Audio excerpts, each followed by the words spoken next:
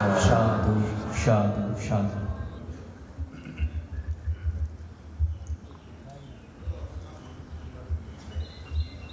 ভগবান বুদ্ধের এই পৃথিবীতে আগমনের পর পৃথিবী অশান্ত পৃথিবী ছিল, এ কথা আমরা শুনতে পাই। এই অশান্তি পৃথিবীকে কিভাবে ভগবান বুদ্ধ শান্তিতে বিরাজমান করেছেন, একটি কথা দিয়ে, একটি বাক্য দিয়ে, একটি ঘোষণা দিয়ে। সেই ঘোষণা হলো কি, সাব্বা পাপাস্য আকারণাং কুশলাস্য উপসম্পদা সসিদ্ধা পরিয়োদাপানাং এথাং বুদ্ধানুশাসনং। আজকে রাজবনবিহার কর্তৃক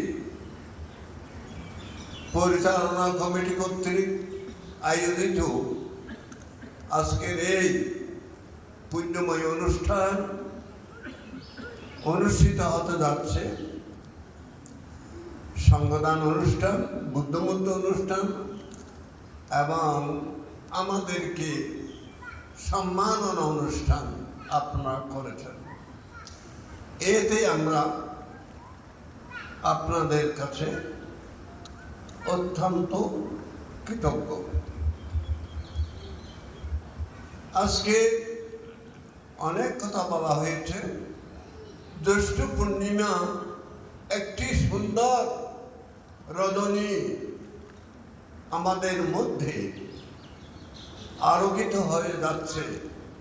এই রজনী, সুন্দর রজনীতে, আলোকিত রজনীতে এবং জ্যৈষ্ঠ পূর্ণিমার আলোকে আলোকিত করা হয়েছে এই রাঙ্গামাটি রাজবনবিহার প্রাঙ্গণে। গতকাল দেখি যেভাবে ভাব গম্ভীর পরিবেশে বাদ্যবাদনা সহকারে এবং পতাকা দিয়ে যেভাবে সম্মান করা হয়েছে, আমি অভিভূত হয়েছি। সুতরাং এটা আমার পক্ষে নতুন নয়। রাজবনবিহারে আমার আগমন এটা নতুন নয়, এটা পুরাতন। যা হোক, সময় নাই, কিছু বলে আপনাদেরকে মুগ্ধ করতে পারবো, আপনাদেরকে জ্ঞান বিতরণ করতে পারবো, সময়ের অভাব। তো যা এখানে এসে যে একটা বিশাল উপসম্পদা, গণ উপসম্পদা কর্ম গতকাল 7টা থেকে এবং 10টা পর্যন্ত এবং 1টা থেকে 6টা পর্যন্ত গতকাল ও একটানা যে উপসম্পদা দিয়েছেন মহান ভিক্ষু সংঘ। আমি এটা আমার জীবনে এই নতুন এতগুলি কুলপুত্রের উপসম্পদা আমার জীবনে আমি আর দেখি নাই। বাংলাদেশেও দেখেছি, থাইল্যান্ডও দেখেছি, অনেক হাজার হাজার ভিক্ষু, কিন্তু একইভাবে যে গণ উপসম্পদা, এটা আমার পক্ষে নতুন। এটা দেখি আমি খুব আনন্দ লাভ করেছি। আচ্ছা, সে যাক, এখানে মানবান্তের প্রভাব দিয়ে আমাদের বৌদ্ধ ধর্মের শাসন সদ্ধর্ম উজ্জ্বল হয়েছে এবং সমগ্র বাংলাদেশ নয়, এবং বাংলাদেশের বাইরেও এই বনমান্তের প্রতিভা, বনমান্তের আলো আলোকিত হয়েছে। সুতরাং আমি আমেরিকাতে যখন যাই, যে বলে যে বনমান্তের সাহাবিয়ার আছে আমেরিকাতে, ওখানে আমি গিয়েছি আমেরিকায় বনমান্তের সাহাবিহারে। তাহলে দেখুন, সুদূর বাংলাদেশ পার হয়ে পেরিয়ে মহাদেশ আমেরিকাতে চলে গেছে বনমান্তে। বনমান্তে আমাদের মাঝে নাই, বনমান্তে সর্বত্র বিরাজমান।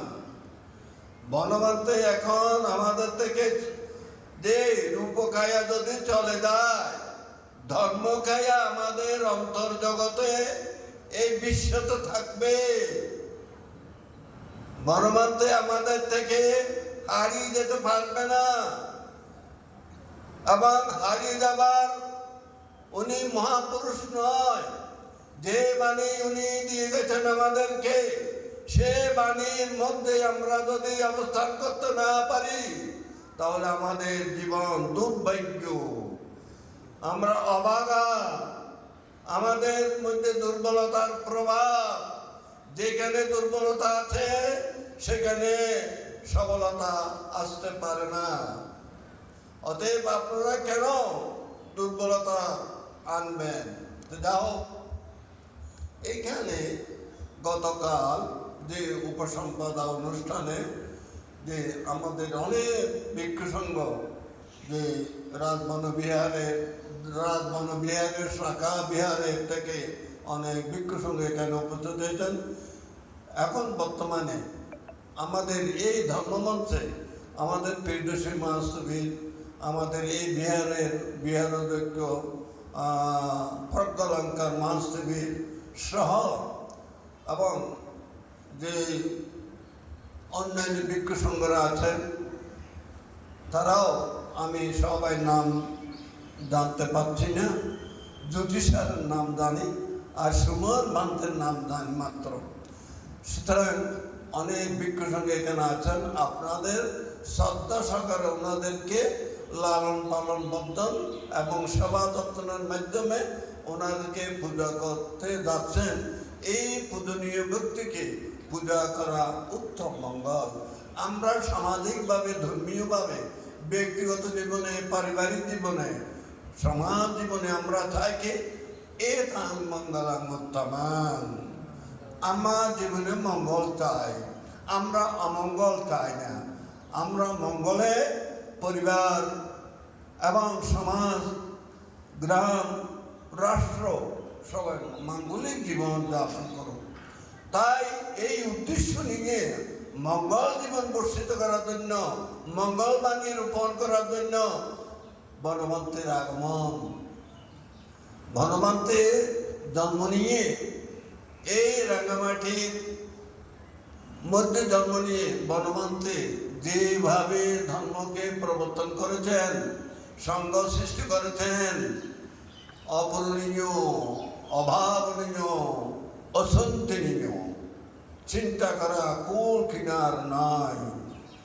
এত বড় মহান ব্যক্তি, এত বড় মহান শক্তি।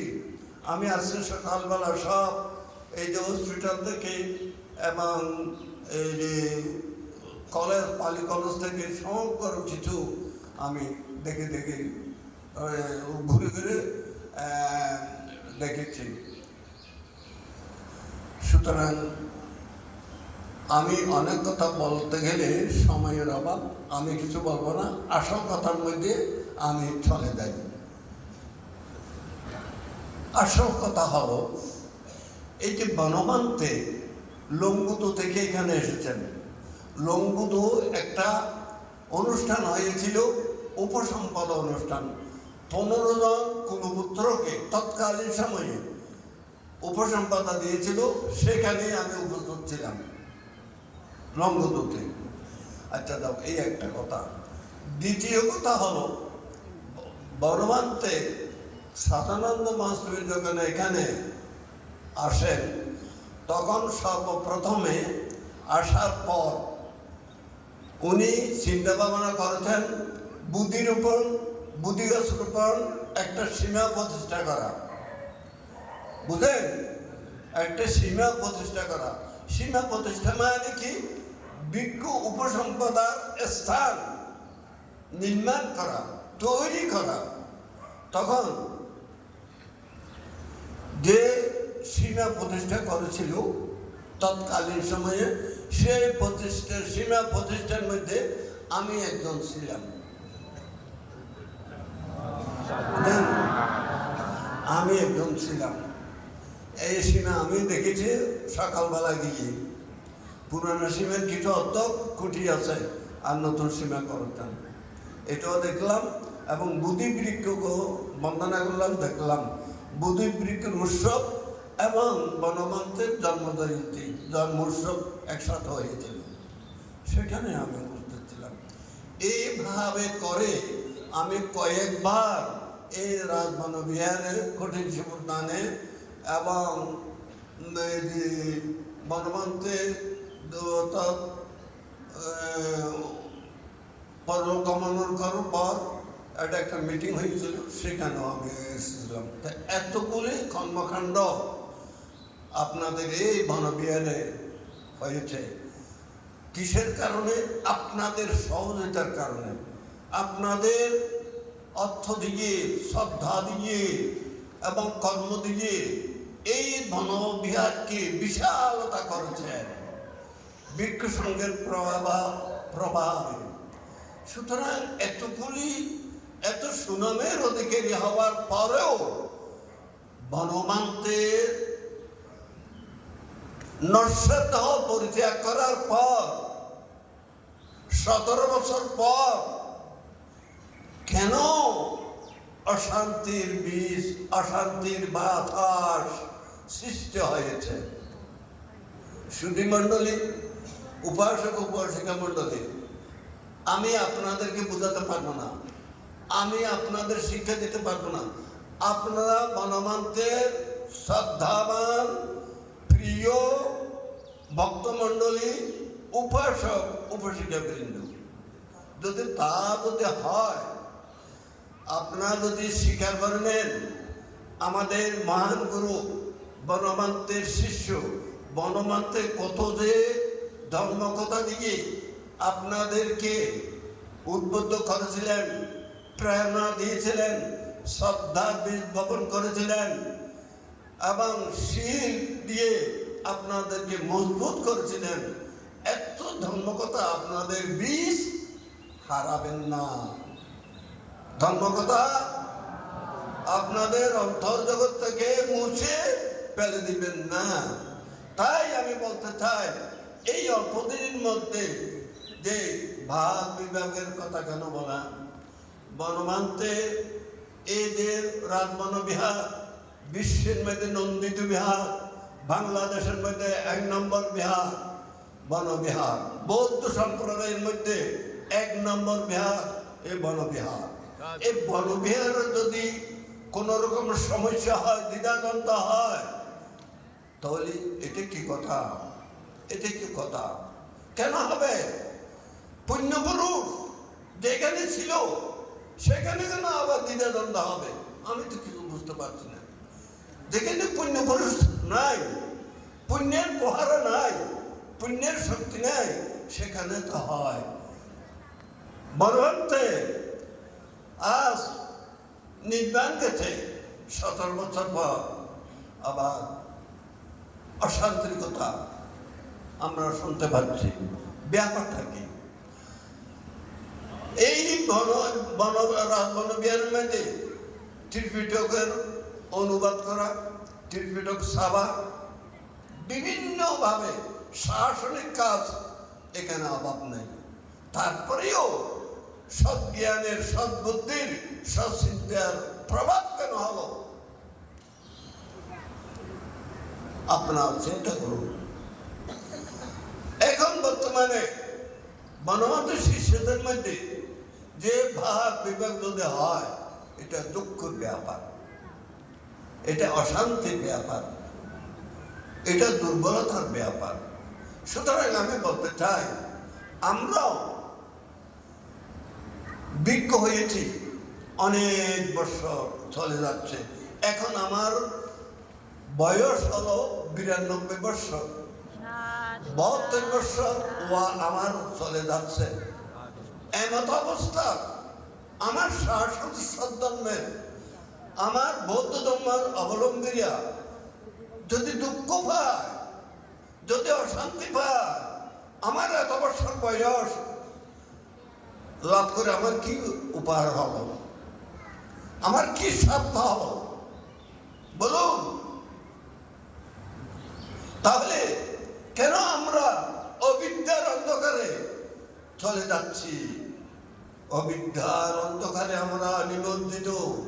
সুতরাং ভগবান বুদ্ধ বলেছেন কি, অবিদ্যাকে পরিহার করো, বিদ্যাকে অর্জন করো, তাহলে তুমি সুখী থাকতে পারবে।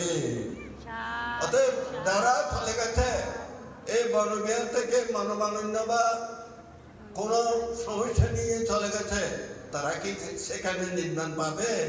তারা সেখানে দুঃখ মুক্তির স্থান পাবে? পাবে না। অতএব চিন্তা করে দেখুন, এই সীমা গতকাল যে 69 জন কুলপুত্রকে আমরা সংঘ কর্তৃক উপসম্পদা দেওয়া হলো। বনমন্ত্র জীবিত থাকাকালে আমাদের প্রজ্ঞালঙ্কারের ভাষণে এটা বলেছেন, কয়েক দফে উপসম্পদা দেওয়া হয়েছে এবং বনমন্ত্রের অবর্তমানেও উপসম্পদা দেওয়া হয়েছে। এতগুলি আবার কেন আমাদের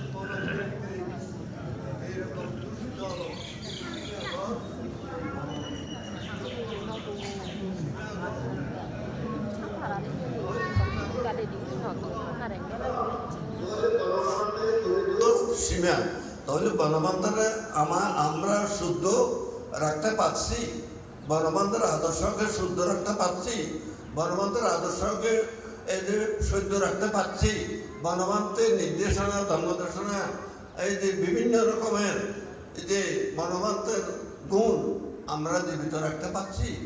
তাহলে বনবন্ধের অবর্তমানে যে বনবন্ধের গরিত সীমা, বনবন্ধের আদেশে নির্দেশে এবং উপদেশে এই ভিক্ষু সংঘ প্রজ্ঞালঙ্কার সহ যারা আছে তারা ভিক্ষু, তাহলে তারা কি অভিক্ষু? সুতরাং এটা সমস্যা জগতের মধ্যে থাকবে। লোভ দেশ মোহ যতদিন থাকবে এতদিন সমস্যা বাড়বে। তাই ভগবান বুদ্ধ বলেছেন, লোভ দেশ মোহে ক্ষয় করো, তাহলে শান্তি পাবে, সুখ পাবে। সুতরাং আমি আর কিছু বলতে চাই না, সীমা শুদ্ধ। আপনারা মনকে শুদ্ধ করুন, আপনাদের মনকে পবিত্র করুন, মনকে কালিমায় লিপ্ত করবেন না।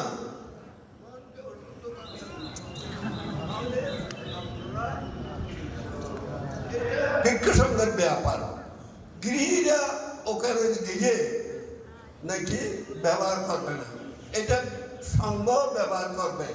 সীমাঘর সংঘের জন্য, বুঝলেন?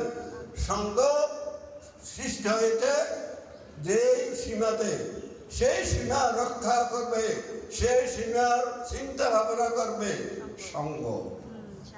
সুতরাং সংঘের মধ্যে যদি কোনো দ্বিধাদ্বন্দ্ব হয় তাহলে সংঘই তাকে সমাধান দেবেন। আমি আপনাদেরকে আহ্বান করছি, যারা ভুল বুঝেন আপনারা শান্ত হন, আপনারা আসুন। আমি জ্যোতিষা বান থেকে ফোনের মাধ্যমে বলেছি যে রাজবনবিহার মধ্যে একটি অশান্তি সৃষ্টি হচ্ছে, তোমাদের যদি সম্ভব যদি না হয় আমার সাহায্য নিতে পারবে, তোমাদের ডাকে আমি আসবো। সুতরাং সেই কথাও আমি বলেছি। অতএব তোমরা শিক্ষিত ভিক্ষু, তোমরা ত্রিপিটক অনুবাদক ভিক্ষু, তোমরা ধর্মদাসিক ভিক্ষু, তোমরা ব্রহ্মচার্য ভিক্ষু হয়ে তোমাদের শির সমাধি প্রজ্ঞায় পরিপূর্ণ হোক, এটাই আমি কামনা করি। তো যাও, আপনারা নিশ্চিন্ত থাকবেন। বনবিহারের দায়িত্ব আপনাদের উপর নির্ভর। বনবান্তের নির্দেশনা আপনারা ভিক্ষু সংঘ এবং দায়ক সংঘ আপনারা সুরক্ষা করবেন। বনবান্তে যদি মরি যেতেন, কিন্তু খায়া এতদিন আগুনে দুলিশ্বাস হয়ে যেত, কিন্তু আগুনে দুলিশ্বাস হয় নাই, নিঃশ্বাস হয় নাই। কেন? আপনারা বনবান্ত থাকাকালীন দ্বিধাদ্বন্দ্ব, বনবান্ত সৃষ্টি হয়ে কেন দ্বিধাদ্বন্দ্ব করুন? এটা দুঃখের বিষয় নয় কি? সুতরাং আপনারা সুখে থাকুন নিঃসন্দেহ, কোনো সন্দেহ করবেন না। বর্তমান ভিক্ষু সংঘরা আছেন যারা প্রজ্ঞালঙ্কার সহ আরো যারা আছেন ভিক্ষু সংঘরা, সকলে আপনাদের কল্যাণ মিত্র। আপনারা কল্যাণ মিত্রকে পূজা করেন, প্রতিদিন 2 বেলা যে অন্নদান দেন, আমি অবাক হয়ে গেছি। বেশ সুন্দর আপনাদের প্রতিভা, আপনাদের ধর্ম নিয়ম কানুন খুব চমৎকার। এই চমৎকার কর্ম সম্পাদন করে আপনাদের জীবন উন্নত মানের জীবন লাভ করুন। দানশীল ভাবনা জগতের মধ্যে সুখে থাকার ঠিকানা। সুতরাং এই দানশীল ভাবনা যে কুশল কর্ম করে আপনার সুখী ও শান্তি লাভ করুন। এবং পরিশেষে একথায় বলি, এই রাজবন বিহারের দায়িত্ব সমগ্র পার্বত্যবাসী, সমগ্র বৌদ্ধদের দায়িত্ব আছে। শুধু রাঙ্গামাটিবাসী তা নয়, সমগ্র বৌদ্ধ সমাজের যারা আছেন সকলের দায়িত্ব। সকলে এখানে মানুষ করতে আসে, দান দিতে আসে। প্রতিদিন বড়ুয়ারা এবং মুসলমানেরা, হিন্দুরা আর চাকমারা, মানমা সবাই আসে।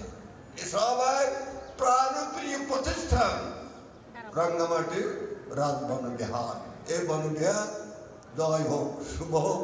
গতকাল যারা 69 জন ছেলেরা ওই যে উপসম্পদা নিয়ে তারা স্ব স্থানে থেকে তারা যে শিল সমাধি প্রজ্ঞায় পরিপূর্ণ হোক। বর্তমান রাজবনবিহারের অধ্যক্ষ সহ উপাধ্যক্ষ এবং যারা ভিক্ষু সংঘরা আছেন, শ্রমণ সংঘরা আছেন, সকলের মঙ্গল কামনা করে, আপনাদের মঙ্গল কামনা করে আমার বক্তব্য এখানে শেষ করলাম।